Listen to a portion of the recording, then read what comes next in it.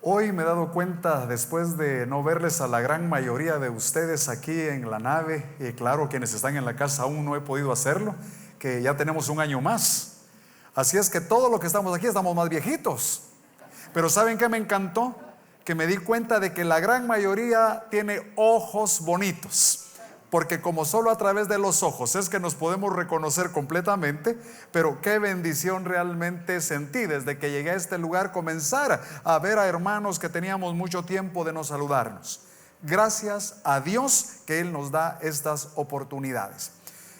¿Qué debemos hacer, hermanos amados, ante esta hora tan crítica en la cual estamos viviendo?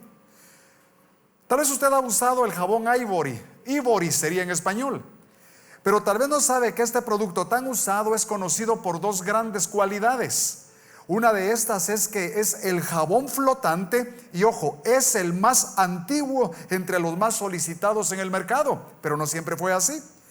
Hace años este jabón era un producto entre muchos otros, pero su actual popularidad surgió de la equivocación de un capataz en la fábrica que dejó cociéndose sin vigilancia una masa de jabón durante la hora del almuerzo. Se retrasó en su comida y el jabón quedó demasiado cocido.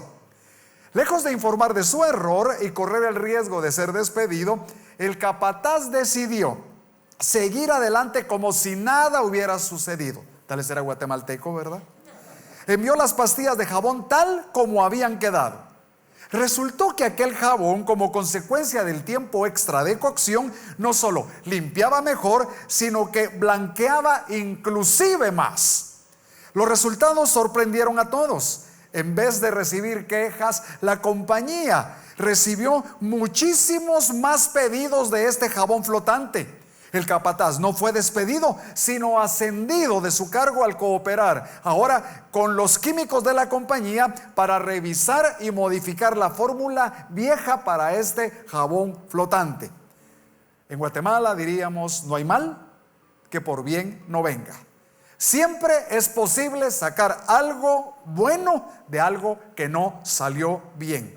Y esa es la manera como Dios trabaja con nosotros. Nosotros no hacemos bien las cosas muchas veces desde el primer momento, a veces ni después de varios momentos. Pero Él está siempre dispuesto a que resulte en bendición a nosotros todas estas situaciones, sin importar cuán mal lo hayamos hecho. La cruz es el mejor ejemplo. Aquel amargo instrumento de muerte para que el que muriera ahí agonizara, representó el rechazo más grande en la cultura romana. El hombre temía la cruz y volvía la cara hacia el otro lado cuando a alguien lo estaban crucificando.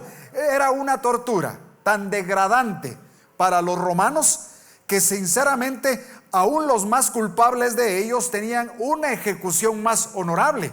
Ningún romano moría muerto en la cruz. Jesús no merecía esa clase de muerte. Si bien por el gozo puesto delante de Él sufrió la cruz, dice Hebreos 12:2, y cambió nuestros sentimientos hacia la muerte, porque también la palabra dice en Hebreos que ahora ya no vivimos esclavizados al temor de la muerte por la muerte en sí. Dios nos libró de eso, porque ya sabemos los que estamos en Cristo que el morir es ganancia. Creo que en esta época ha habido una sobrevaloración de la vida física. Es mi apreciación. Tiene su lugar, pero como el apóstol Pablo dijo en alguna oportunidad: estimo poco preciosa la vida para mí mismo, con tal que acabe mi carrera con gozo. Hay un hecho que Winston Churchill acostumbraba a enfatizar, hermanos, y es que de cada persona que nace, cada persona muere. Y de que nos va a llegar a todos un día, a menos que Cristo venga, todos vamos a fallecer. Pero la cruz ahora nos representa a nosotros entonces otros sentimientos, y lo hemos visto justamente en la tarea de los niños. Mire qué lindo que en este día donde el mundo celebra pues un día de cariño, nosotros creemos, hermanos, que en la vida cristiana el vínculo que nos une siempre es el amor. Pero qué lindo poder saber que la cruz es el mejor regalo que hemos recibido. ¿Cuántos dicen amén, hermanos? Quítese la mascarilla. No, sobra va a ser hermano. Ahí con todo y mascarilla se nota cómo los hermanos dicen amén. Estamos intentando inventar una nueva mascarilla. Oye, a los que están en casa les decimos que vamos a inventar una mascarilla que de alguna manera tenga la manera hasta de comer sin quitársela. ¿Qué le parece, verdad? Así es que Jesús no merecía esa clase de muerte, pero eso nos ofrece un elocuente testimonio de amor sacrificial por aquel que, siendo el Cordero de Dios sin pecado, nos ha mostrado a nosotros un nuevo significado en la cruz y en una extensión un poco más amplia en la misma muerte. Así es que la cruz para el Hijo de Dios ya no significa nunca más derrota. Jesús tomó la mayor maldición del ser humano y la tornó en algo mejor, porque la palabra de la cruz es locura a los que se pierden, pero a los que se salvan, esto es, a nosotros, es poder de Dios. Hemos entonces tenido un tiempo de cocción, si fuéramos el jabón del cual les hablé, en esta pandemia, que está llegando ya, Julito nos recordó, al año en estos días. Parece que es más de lo que debió ser, y es más, continuará otro tiempo. Pero es aquí donde nosotros debemos decidir vivir vidas más limpias y con más efecto limpiador, entre otros. Es siempre posible cambiar y obtener mejores resultados. Mientras preparaba este mensaje estaba pensando, ¿cuántos de nosotros consistentemente de un año atrás para acá podríamos decir que en nuestro corazón anida muchísimo más paciencia? Que vivimos la vida con mucho más amor hacia el Señor y hacia los demás. ¿Cuántos de nosotros podríamos decir que en realidad dentro de nuestro corazón hay ahora una unidad hacia los demás tan grande que no nos ha impedido bendecir a otros? Y finalmente que vivimos en un estado de paz y serenidad que nada nos roba ni nos quita el sueño en la noche. Si de un año atrás para acá usted no ha logrado llegar a ese punto, significa que no está entendiendo por qué Dios nos ha dado estos cambios para aprovechar estas como oportunidades y tener mejores resultados en nuestra vida. Pongámoslo de otra manera, si cada día usted es menos amoroso, más indiferente hacia los demás, y que en este proceso en el cual hemos estado usted se ha vuelto tan quisquilloso. A mí me miró un médico hace unos días, no diré dónde fue, no fue aquí en la ciudad. Así es que noté que él me miró como que yo fuera un ser de otro planeta. Casi que ni me quería tocar. Me tiró, échese ahí, me dijo. Ah, sí, ¿verdad? Y entonces vengo yo porque quería que me tomara la presión. Quería usar el esfigmomanómetro sin siquiera querer tocarme el brazo. Así está la situación. Y me parece, hermanos, que ahora nosotros tenemos que saber que como continuará, tenemos que encontrar mejores resultados. Y es que, si usted no recuerda, creo que sí lo va a recordar, la iglesia es la fuerza más poderosa del mundo.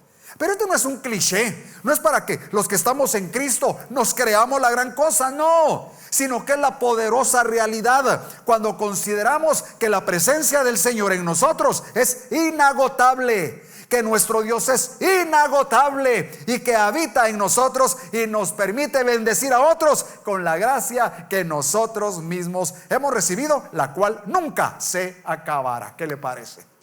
Así es que cuando la iglesia es fiel a su llamamiento, se convierte en una agencia curativa en medio de esta sociedad. Y creemos que será capaz de levantar a una nación entera a un nivel de vida más elevado y santo, inclusive más sano. El primer propósito de la iglesia es vivir para alabanza y la gloria del Señor. Si usted recuerda conmigo, el libro de Efesios, la epístola a los Efesios, en el capítulo 1, esta epístola tan bien centrada en la iglesia, nos recuerda a nosotros que hemos sido creados para alabanza de la gloria del Señor. El trabajo de Jesús a favor nuestro es para que seamos para alabanza de la gloria del Señor. El trabajo del Espíritu Santo a favor nuestro es para que seamos para alabanza de la gloria del Señor. Y el trabajo del Padre en nuestra vida es para que seamos para alabanza de la gloria del Señor.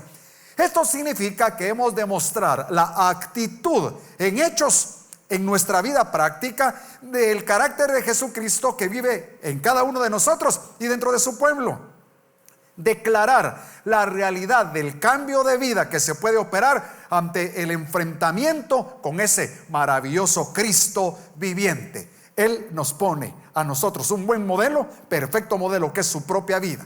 Y por eso nosotros vamos a ver, y yo escribí en este mensaje aquí, hermanos, con letras grandes, que hemos de mostrar ese cambio por medio de una vida sin egoísmo y por una vida llena de amor. Note lo que no debe hacer nada de lo que nos está pasando, vivir en egoísmo.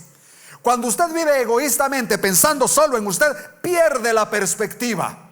Va a tener que recordar que la ley número 1, maravillosa ley por cierto, para vivir hacia otros y en honra al Señor, es la ley del amor. Así es que déjeme contarle una historia para que vea la transformación y recuerde lo que el Señor ha hecho en nuestra vida. En la primera campaña de Billy Graham en Inglaterra, un hombre que lo oyó mientras él estaba haciendo la invitación para recibir a Jesús, entonces se acerca a la pareja que está a la par y les dice: creo que voy a pasar. Hoy he abierto mi corazón a Jesucristo. Y acto seguido, ¿sabe qué hizo este hombre ante estas dos personas? Extendió la mano hacia esa pareja y les dijo: tomen este dinero. Lo saqué de su bolsillo hace un rato, pero ahora estoy arrepentido. Y después de devolver el dinero, pasó al frente. Esos cambios solo el Señor los puede hacer. ¿Qué le quiero decir con esto? El mundo está repleto de nuevas circunstancias y cambios. Vivimos en una era en realidad revolucionaria. La raza humana hierve. Yo me acuerdo cuando hace mucho tiempo miraba, y tengo que confesarlo, creo que era una novela, pero era de unos niños, y había un tal Caballasca. ¿Alguien lo recuerda? Y ese niñito cuando se enojaba decía: es que me hirve la sangre. Le hervía, pero él decía hirve. Y el punto, hermanos, es que la raza humana está así. La raza humana hierve. Problemas como la crueldad humana, ilustrado en esta semana aquí en Guatemala por el ataque a una niñita de 8 años en el Petén, y con muchos otros ataques. Sharon Figueroa nos recuerda a nosotros, hermanos, el problema de la crueldad humana. Luego nosotros también vemos la corrupción moral. Esa se ilustra a diario por extorsiones, por robos.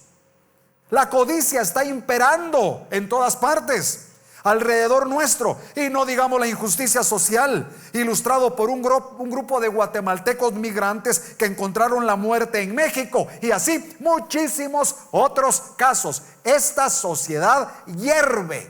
Miren cuánta oportunidad entonces. Cuando Pablo escribió a los Efesios, hermanos, estos tenían problemas muy similares a los nuestros.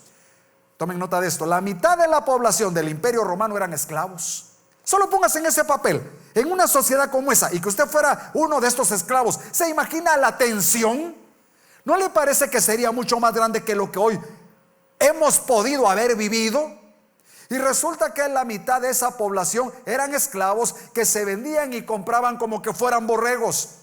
Excepto un pequeño grupo de aristócratas, la gran mayoría de obreros y mercaderes se empapaban, pero de pobreza. La corrupción moral de Éfeso también era legendaria. Ahí se veneraba a Diana, ¿recuerdan ustedes? La diosa del sexo. Exactamente como el día de hoy. El mundo se mueve de una manera tan inmoral a través de una sexualidad mal entendida que nos asombramos de cosas que ya han acontecido antes. Las crueles legiones romanas también nos ilustran la crueldad. Siempre estaban dispuestas a suprimir cualquier rebelión a base de carnicería sin piedad. Y lo estamos viendo alrededor del mundo. Están en muchos lugares suprimiendo la voluntad de un pueblo que quiere cierta libertad a puritita fuerza. Cuando Pablo escribe entonces, estaba en Roma esperando la hora de ser condenado. ¿Qué podía encomendar a aquellos cristianos que hiciesen? Y aunque la introducción ha sido un poco larga, la respuesta del apóstol es relevante y pertinente a nosotros hoy en día. Los que tengan a la mano una Biblia, por favor busquen Efesios capítulo 4, versículos 1 al 3. Efesios 4, del 1 al 3. Ahí en su casa busque Efesios 4, del 1 al 3. En este pasaje nosotros vamos a ver la respuesta a qué hacer ante una circunstancia como la presente. Como cristianos, ¿qué podemos nosotros hacer? Y la respuesta de este pasaje es relevante. Noten ustedes lo que dice la Escritura, versos 1 al 3. Yo pues, preso en el Señor, os ruego que andéis como es digno de la vocación con que fuisteis llamados, con toda humildad y mansedumbre, soportándoos con paciencia los unos a los otros en amor, solícitos en guardar la unidad del Espíritu en el vínculo de la paz. Aquí en estos 3 versos nosotros vemos varias cosas que debemos de comentar. Cuando el apóstol Pablo escribe, yo pues preso en el Señor, resulta que en ese momento la mayoría de gente que era presa del César, del Nerón. Pero me llama la atención que el apóstol Pablo, él no dice: yo pues preso de Nerón les voy a escribir en este momento para animarles. No, él dice: yo pues preso en el Señor. Él tuvo clara convicción que la conexión de él era con el Señor. Si él era siervo de alguien, era siervo del Señor. ¿Cuántos son siervos del Señor? Gloria al Señor. Y por eso es que nosotros vemos que él, como siervo del Señor, podía hacer el siguiente ruego. Y el ruego que él hace es que andéis como es digno de la vocación, dice. Quiero decirles, mis queridos hermanos y amigos, que la palabra vocación da la idea de la invitación a un banquete. Si a usted le han invitado alguna vez a un banquete, sabrá que cuando lo invitan a un banquete y le dicen va a haber banquete, usted espera algo bueno, algo rico, algo abundante. Usted espera que de veras la cosa esté preciosa, igual que hoy en mi casa. Hoy va a haber banquete en la casa. Es el día del cariño, hermanos.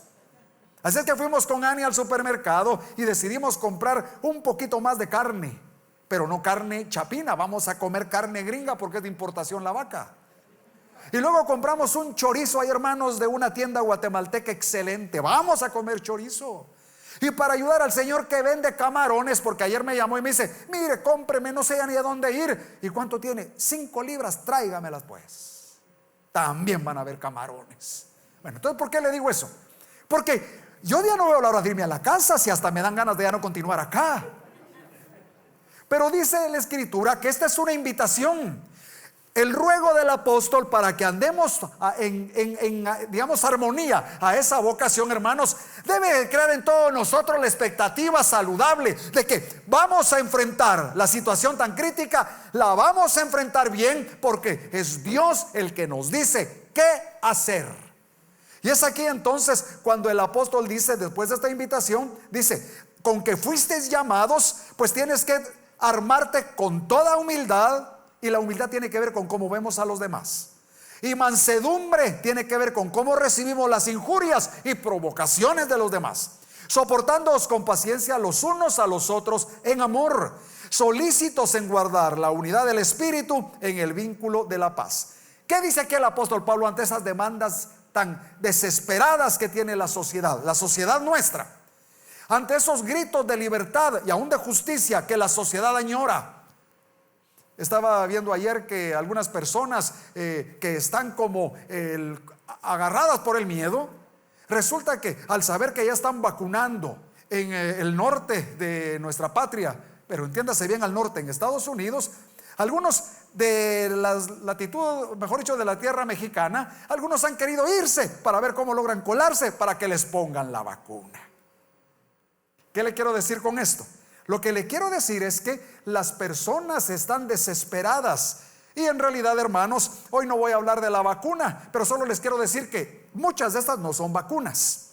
Porque una vacuna es sencillamente elementos atenuados de un virus para que se lo pongan a uno y que en uno las defensas se levanten y pueda enfrentar la situación. No corra tanto por el producto que están queriendo poner. Las puras vacunas deberían de probarse por unos 10 o 15 años antes de estar seguro que no le va a dar un patatús.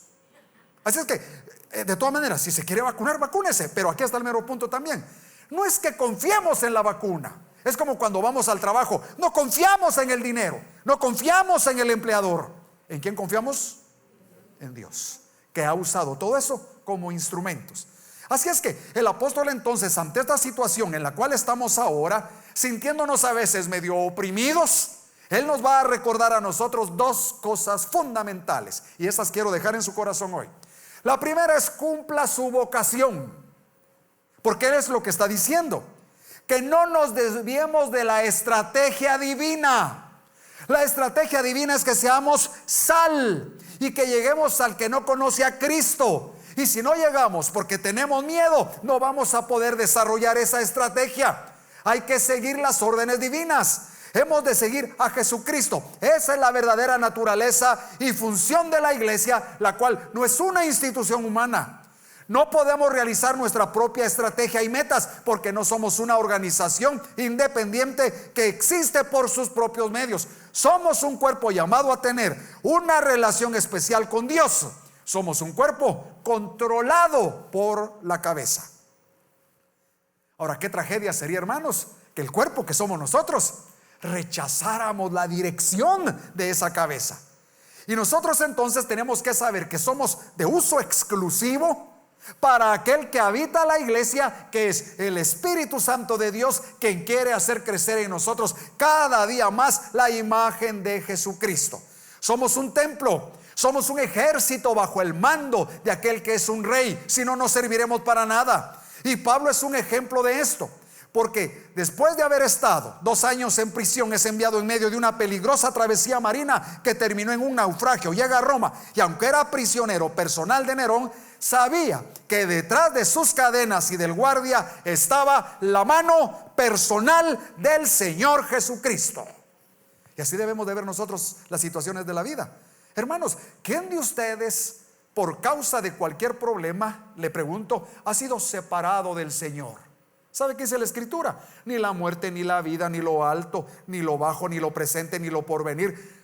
Para resumir, dice Pablo, ninguna cosa creada nos podrá separar del amor de Dios que es en Cristo Jesús.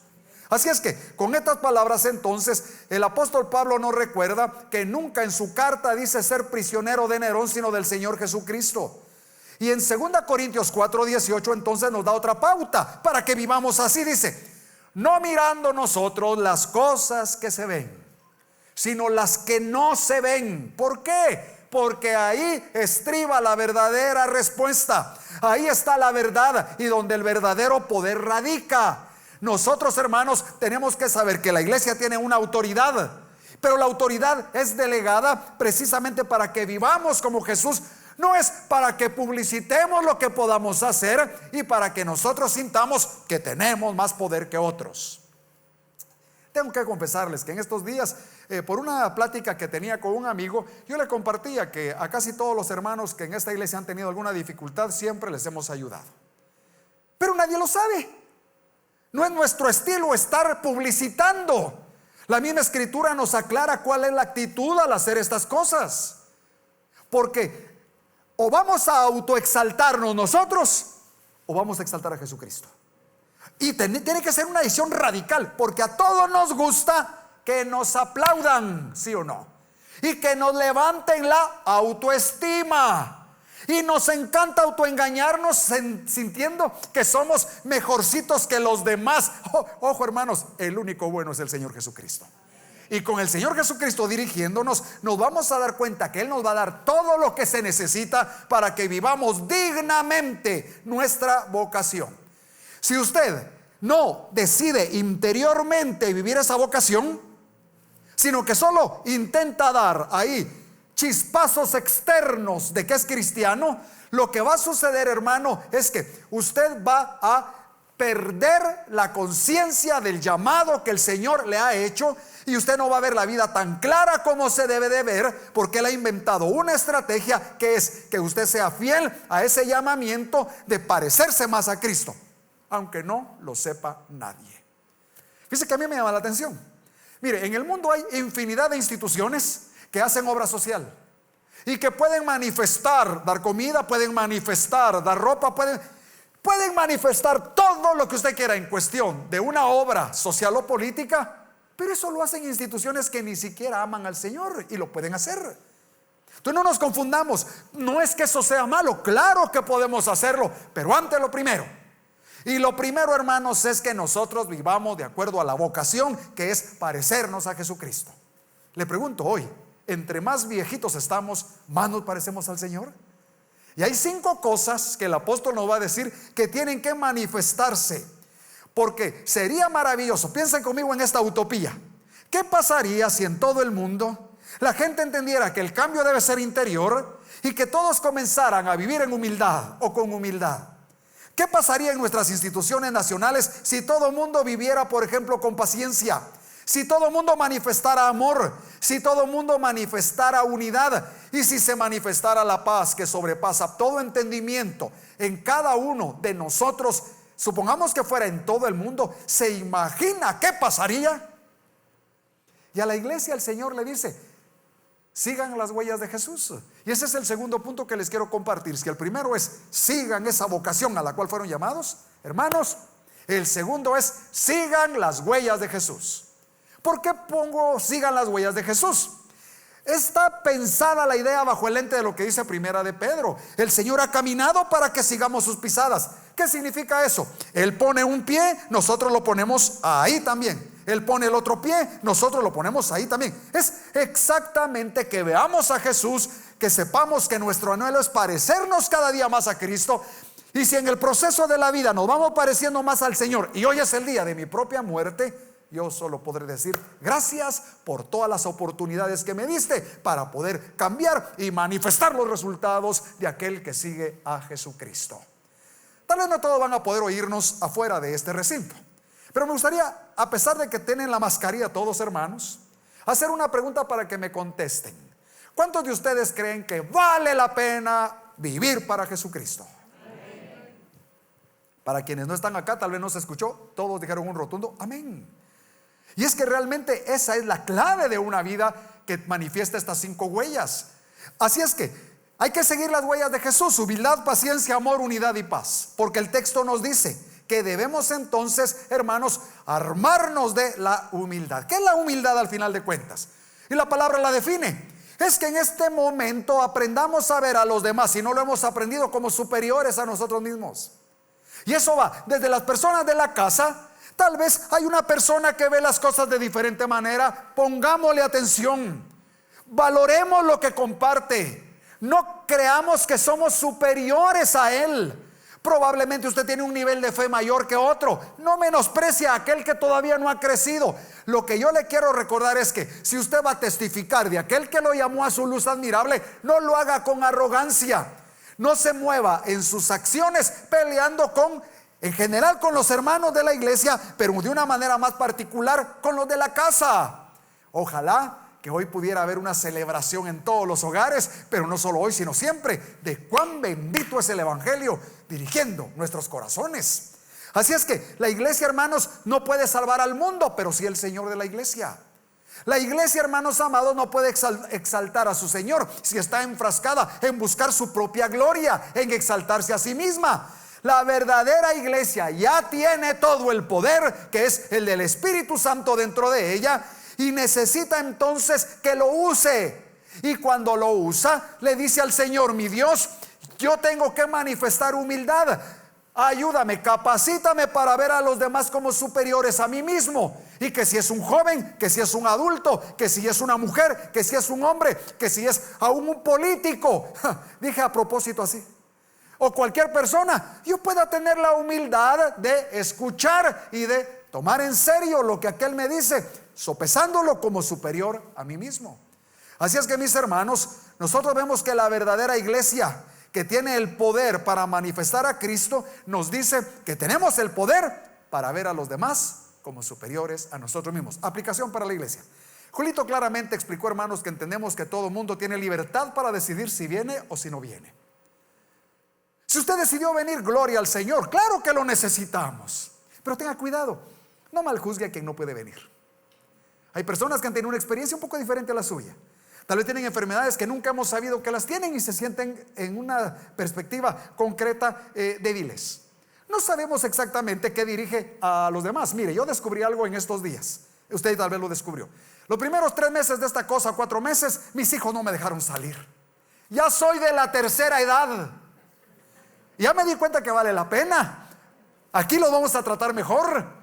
Igual en el banco, igual en otras partes. Aunque también tengo que aclarar que a un negocio no me dejaban entrar. Me pidieron que mostrara mi DPI porque ya se notaba que era de la tercera edad. Eso fue al principio, cuando dieron aquellas malas indicaciones. Pero lo que le quiero decir entonces es esto. Mis hijos comenzaron a cuidarme. Por 3 o 4 meses, don David y doña Ani no salen. Los vamos a cuidar, no sea que palmen. Pero yo no sentía que me tuvieran que cuidar, pero sentí chilero. El problema es cuando esto se extiende y se sobreextiende. Mis papás ya son grandes, me están escuchando ahorita y les mando un saludo con todo amor a mis viejitos que están invitados para el almuerzo hoy. Y van a venir, ¿puede usted creer? Porque ellos no han venido aquí para nada en todo este tiempo. Pero entonces a lo que voy es posible que uno diga, no, hay que cuidarlos. Y un día vengo yo con papá y le digo, papito, ¿usted quiere que lo cuidemos así? De tal manera que ya ni siquiera vengamos a la casa y no nos mire. Y que usted se quede aquí aislado, pero bajo la suposición de que no le vamos a traer nada. O si un día por alguna circunstancia venimos y le traemos algo, ¿qué va a pasar? ¿Usted está dispuesto? Claro, me dijo. Me interesa más verte a vos, con todo lo molestón que sos, y a tu familia y a todos los demás hijos. Vengan, vengan, vengan. Vamos a cuidarnos, vamos a hacer esto, vamos, pero sobre todo a confiar en ¿quién, hermanos? En el Señor. Así es que les quiero decir entonces que hemos de tener humildad. Segunda cosa, paciencia. Tenemos como iglesia que entender que la verdad tarda en florecer en los corazones de la gente. A veces nos impacientamos porque queremos que todo el mundo piense como nosotros. No, no funciona. Nunca va a funcionar, sino que lo digan los casados, ¿verdad? Viviendo toda una vida de impaciencias con la esposa. La esposa no entiende, y uno tampoco. Y somos diferentísimos, y cada quien ve las cosas desde diferente ángulo. El solo hecho de que ella es mujer y yo soy varón hace ya una gran distorsión. Así es que tenemos que tener paciencia. A veces como iglesia queremos demandar a la sociedad. Hermanos, la sociedad no responde a los valores de la vida cristiana, y ya lo hemos visto en tantas decisiones que se han tomado en estos últimos días. Y tenemos que tener paciencia. Resulta que aunque quisiéramos ver cambios bruscos en las actitudes y acciones de otros, no sucederá. Y eso no es ser fatalista, sino hasta que aquellos reciban en su corazón a Jesucristo, podrá haber alguna esperanza de que ellos cambien. La semilla de verdad, aún en los que tenemos a Cristo, tarda más florecer en unos que en otros. Así es que, hermanos amados, déjenme recordarles que nosotros debemos de entender que el cambio es interno. Uno de los libros más famosos que existen sobre la historia, hermanos, es escrito por Edgar Gibbon, El ocaso y caída del Imperio Romano. Y ahí él hace un análisis de cómo fue que el Imperio Romano cayó por dentro, cayó por sus estructuras internas. Y claro, también hace un análisis de cómo mientras el gobierno romano iba cayendo, la iglesia se iba moviendo en ese imperio hasta que llegó a enarbolar la bandera de la cruz allá en el mismo Capitolio. Porque es la obra de esa iglesia que, aunque algunos ni se den cuenta que ahí está, si usted vive para Cristo, usted está haciendo sal y usted está haciendo luz. Así es que, hermanos, la tercera cosa que dice el apóstol es el amor. Y tal vez esta es la huella más importante. Podríamos decir que es aceptar a los demás tal y como son. Tierno y perdonador. Trata de prevenir los malos entendidos, las diferencias de opinión, para no dividir a los cristianos unos de otros, sobre todo en la casa. Este amor ha de aplicarse todos los días a todas las situaciones, y el Señor dice que si tenemos amor los unos para con los otros, en eso los demás van a saber que somos sus discípulos. Así es que, hermanos, la dinámica del amor es muy importante, porque el amor nos mantiene unidos en el propósito de Dios. Y cuando nosotros vemos ese amor que nos une en el propósito de Dios, nosotros también, hermanos, observamos que esa es la misma dinámica de la vida de Jesucristo, quien amó a sus discípulos hasta el final. ¿Sabe qué me impresionó a mí cuando hice ese estudio? Ver cómo el Señor le lava los pies a Pedro. Él sabía que Pedro lo iba a negar, pero también le lava los pies a Judas, y él sabía que Judas lo iba a traicionar, lo iba a vender. Yo no sé qué haríamos nosotros, a menos que nos dejemos controlar por el Señor, pero es probable que cuando nos tocara lavar los pies de un Judas dijéramos: a ese no se los lavo. ¿Por qué? Ese me traicionó. O como dicen algunas mujeres, él me dijo que me amaba y no era verdad. No sé. Solo quiero decir, mis hermanos amados, que ese cambio interior se da cuando el amor de Cristo cambia a la persona y hace que muera el ego, el yo, y da un nuevo nacimiento que le permite hacer estas cosas: bendecir a los que le maldicen, estar unánimes entre todos, no paga a nadie mal por bien y no se deja vencer de lo malo, sino que vence con el bien el mal. Eso lo dice Romanos 12. Vamos entonces a renunciar a este amor y a este mensaje para convertirnos en una de tantas instituciones y organizaciones de acción política y social. No.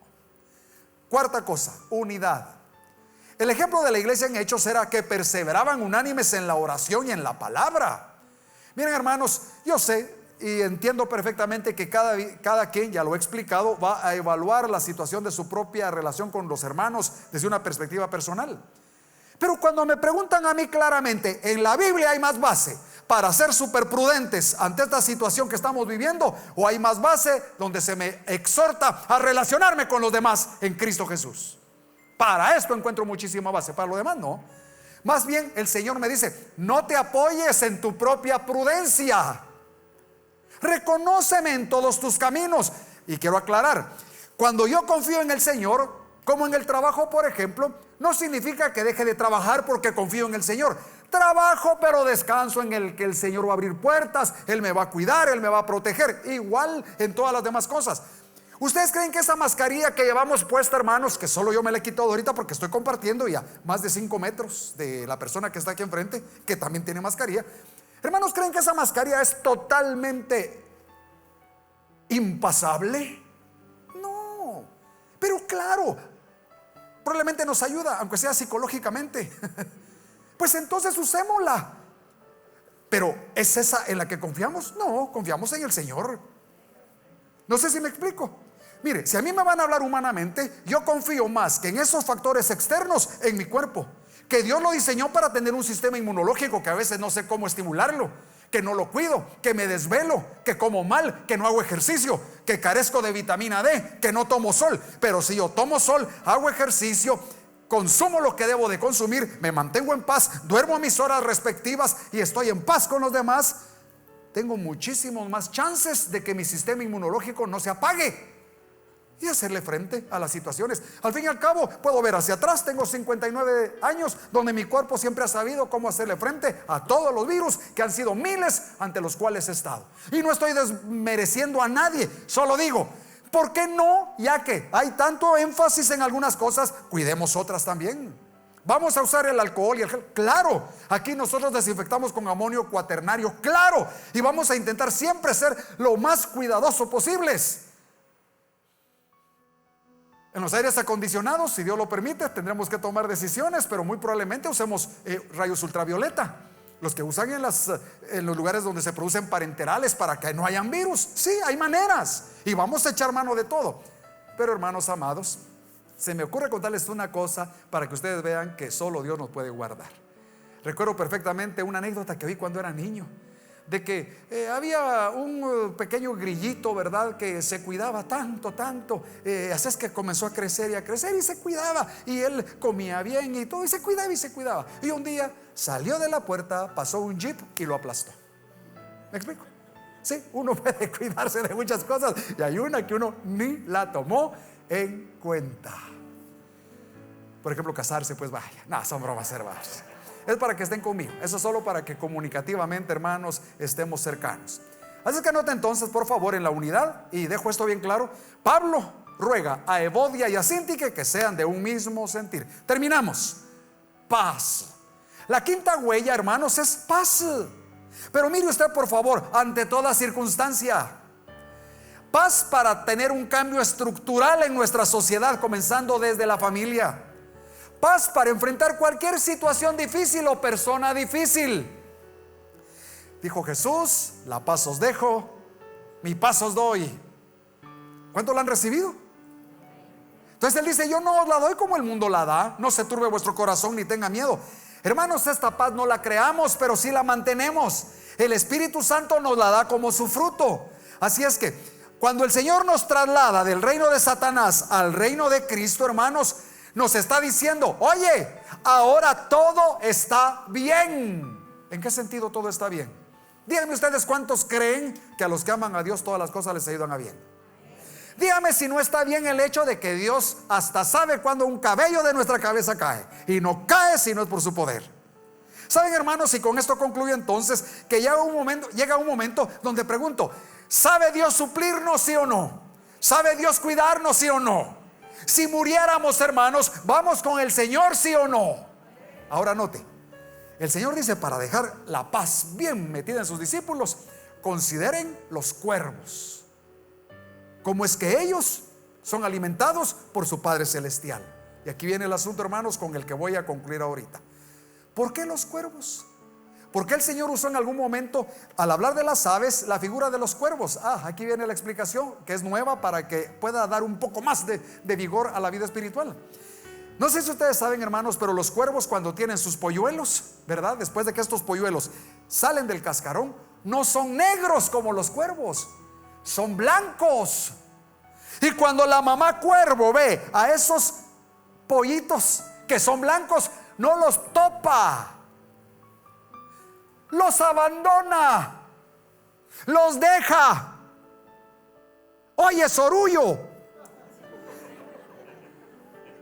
Y resulta, mis hermanos, que los cuervos crecen y sobreviven y siguen multiplicándose. ¿Sabe por qué? Porque el Padre Celestial los cuida. Así es que aunque la mamá cuervo no los cuide, nuestro Padre Celestial nos cuida. Y por eso creo que podemos recordar, hermanos, que aquí en la tierra a quien hemos de llamar Padre es a nuestro Padre Celestial. Y Él nos ama y nos protege. Primera cosa, entonces, hermanos, caminen de acuerdo a la vocación a la que fueron llamados. Y segunda cosa, hermanos, sigan las pisadas de Jesucristo, que como hemos visto hoy implican 5 cosas. Que usted pueda ir creciendo en esto, y espero que el Señor le siga bendiciendo. Amigos queridos que me están escuchando, vamos a orar ahora. Si usted hoy quiere orar al Señor para descansar en Él, lo puede hacer conmigo. Y no olvide las informaciones que hemos transmitido hoy para tomar en cuenta los teléfonos de la iglesia y hacer su reservación para poder estar con nosotros. Esto va a ir teniendo modificaciones porque aunque hemos planificado todo esto, sabemos que Dios nos va a ir enseñando qué camino hemos de seguir. Oremos entonces. Nuestro Padre, gracias por tu palabra, por este ruego, por esta invitación a este banquete de fiesta que es andar en la vocación con aquella vocación a la cual hemos sido llamados. Hoy te agradecemos, Señor, porque esa vocación nos recuerda que hemos de hacer todo para la alabanza de tu gloria y que comiencen en la transformación interna, ahí donde Jesús ha puesto su trono y donde tu Espíritu Santo ha puesto su poder.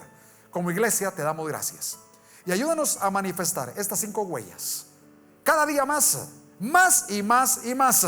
Y cuando vayamos a hacer algo que no va de acuerdo a estas huellas, Señor, que tengamos por tu Espíritu Santo esa convicción de que estamos pecando y que nos pares en seco para que podamos otra vez retomar el camino a seguir. Gracias por el amor tuyo que ha sido derramado en nosotros. Gracias, Señor, por la humildad que es el ejemplo de liderazgo de Cristo. Gracias, Señor, por la paciencia, que aquí no es la capacidad de aguante ante las pruebas meramente, sino ante las personas. Esa paciencia relacional donde hemos de ejercerla solo si nos relacionamos con otros. Si no, ni siquiera vamos a crecer en esa área. Y también, Señor, te agradecemos porque nos das la posibilidad de que vivamos en unidad unos con otros y que vivamos en paz. En el nombre de Jesús agradecemos todo. Amén. Amén. Bendiciones de Dios para sus vidas. Le recordamos seguirnos durante la semana en las redes sociales de Facebook, Twitter, Instagram y YouTube. Búsquenos como Su Presencia Ministerios. Gracias por habernos acompañado y será hasta la próxima semana en otro devocional en línea.